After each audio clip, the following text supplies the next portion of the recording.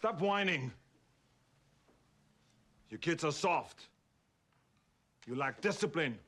When people say, I'm not disciplined, what they mean is, I can start, but I never finish. Or they mean, I can start it, but I never stay consistent with it. So if you've ever started strong and faded out, made a plan and didn't follow it, or you're tired of restarting, this video is for you. Today I'm going to show you 5 reasons why being disciplined is just so hard, and then I'm also going to show you 5 fixes to deal with those reasons. Let's get into it. Reason number 1 is that your brain was built for autopilot and not for effort. What I mean is that your brain prefers automatic behavior over behavior that requires a lot of effort. That's not a motivational quote. That's just how habits work. A lot of your daily activities aren't decisions. They're automatic responses to cues, time of day, your phone, your mood, and your environment. So what happens? You want to be disciplined, but you're fighting automatic patterns that we've trained for years. Research on habit psychology show that habits run heavily on context and patterns and repetition rather than willpower. So the fix is to make the disciplined behavior that you're trying to achieve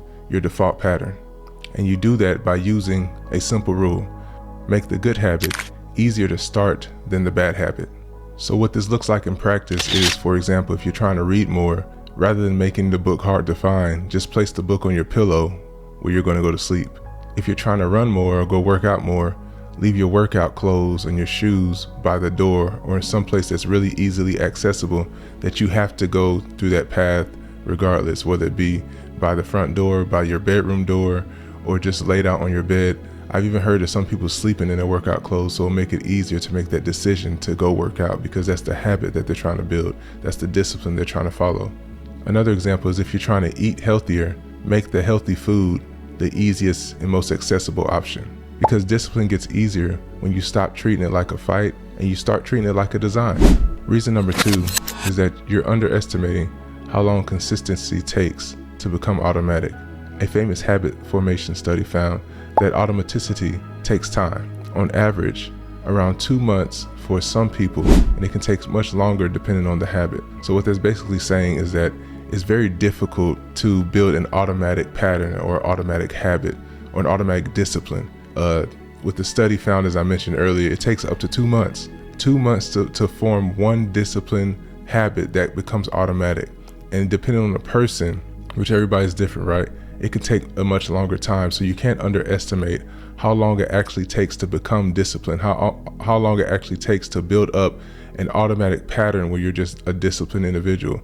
Think about organizations like the Marines or the Army or the Navy, right? They have training for months and months and months, up to a year, before they actually get released into their designated field. Why? Not because they're just learning skills, but they're also learning discipline.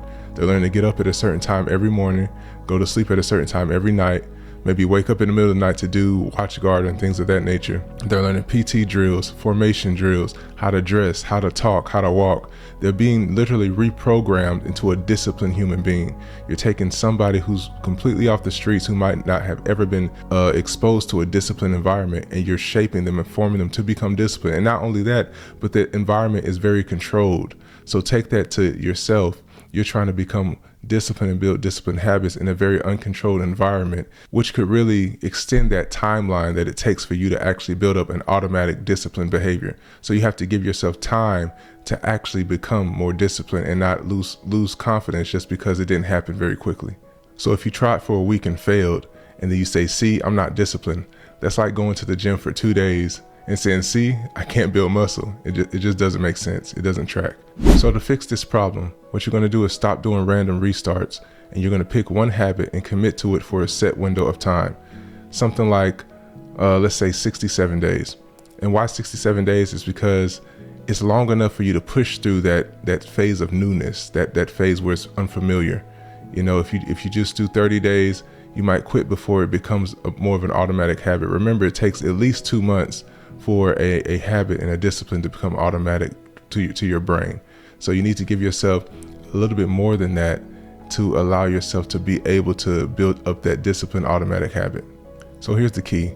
Make it so simple at first. So rather than saying I'm going to work out for 60 minutes every day, say I'm going to work out for 10 minutes 3 to 4 times a week, and then build up on that and try to follow through with that for at least 67 days before you take it up a notch and make it more of a complicated task, because by then, to your brain at least, it's become more of an automatic habit, an automatic thing that you do. You have to remember that the goal with this is not intensity at first, but it's automaticity, which is basically just making a habit automatic. Reason number 3 is that you're trying to be disciplined with very vague intentions, very vague goals, very vague markers, if you will. You say things like, I'm going to start, I'll do it tomorrow, I'm going to be consistent.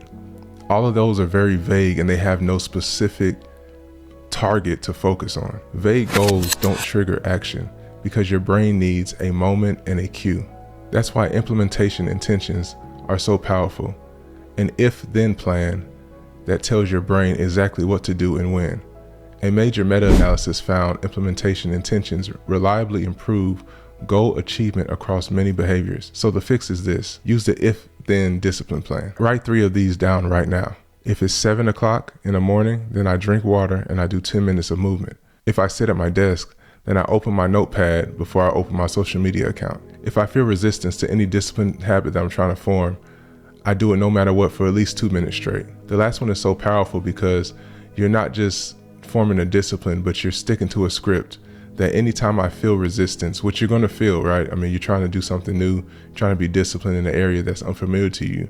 So anytime I feel resistance, I'm going to do it for at least 2 minutes straight. And the idea is that by the end of the 2 minutes, you're like, I'm locked in now. I'm just going to continue for the rest of the time that I set, whether it be 10 minutes, 15 minutes, or 30 minutes, right? Reason number 4 is very simple, is that your sleep patterns affect your discipline. When you're sleep deprived, your attention, impulse control, and decision making all take a hit. So it's going to be hard to try to be disciplined when your brain is running on low battery and low capacity because you lack sleep. So you have to ensure that you're getting adequate sleep. And studies have bared this out, that trying to form a new habit, trying to be disciplined while on a low sleep schedule, it just doesn't work. And if you forget everything I just said, remember this: low sleep equals low self-control, okay? Low sleep equals low discipline. So the fix for this is simple. Make your sleep pattern non-negotiable. Try this simple framework. Number 1, have a consistent sleep and wake up time. Number 2, have a wind down routine where you're shutting off, or at least shutting down, your screen time, right? You're dimming the screen, maybe putting a blue light filter over it. And then step number 3 is to have a full shutdown routine, 30 minutes to an hour before you plan on going completely to sleep. So let's say if you know you need to be completely asleep by 9 p.m., you start your shutdown routine at 8 or 8:30 p.m. All of these habit forming, these small habits, these little intricate details is going to help you ensure that you get to sleep on time, which is ultimately going to help you become more disciplined as an individual in any area that you want to become disciplined in. Reason number 5 is something that resonates with a lot of people, and it's simply that you're identifying your setbacks as a thing to be ashamed of. Basically saying that just because you failed many times before means that you're a failure, you're just an undisciplined person, you're inconsistent, and you're identifying with that behavior rather than understanding that it's just normal and to move forward. You miss a day and think, see, I'm inconsistent, I always fail, I can't stick to anything.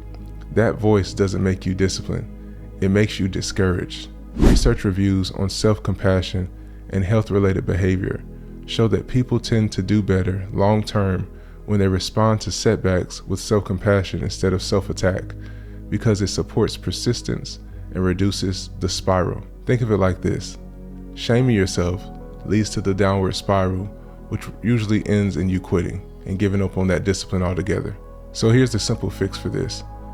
When you mess up, just name it. You say, I slipped, right? The next thing you do is to say, it's normal, this happens, and I can recover from this. And the third step is to think about what's the next best step in the next 10 minutes. So immediately go into, what can I do now immediately that's the next best step from this setback, rather than going into a downward spiral, shaming yourself, getting disappointed in yourself. Begin to think about and already have this planned out. If this happens, if I mess up, going even back to the if-then plan, right? If this happens, my next step is to do this, right? My next step is to eat healthy. If I slipped and started eating McDonald's, I had a Big Mac or cheeseburger, and I'm trying to eat healthier. rather than shaming yourself and saying you're such a disappointment, you're a fat slob or whatever, whatever down talk you talk to yourself. Build yourself up, and then give yourself a pre-plan as to what you're going to do next, not punishing your body, but just a sensible next step that you can take. And it's something you need to keep in mind. The most disciplined people, it's not that they're perfect, they're just very good at restarting if they mess up. And they've gotten so good at restarting if they mess up to the point where the discipline habit just became an automatic behavior. Remember, like I mentioned earlier, it takes time. So you have to give yourself time to become more disciplined. If this video helped you, I want you to like and subscribe, and I'll see you on the next one. Peace.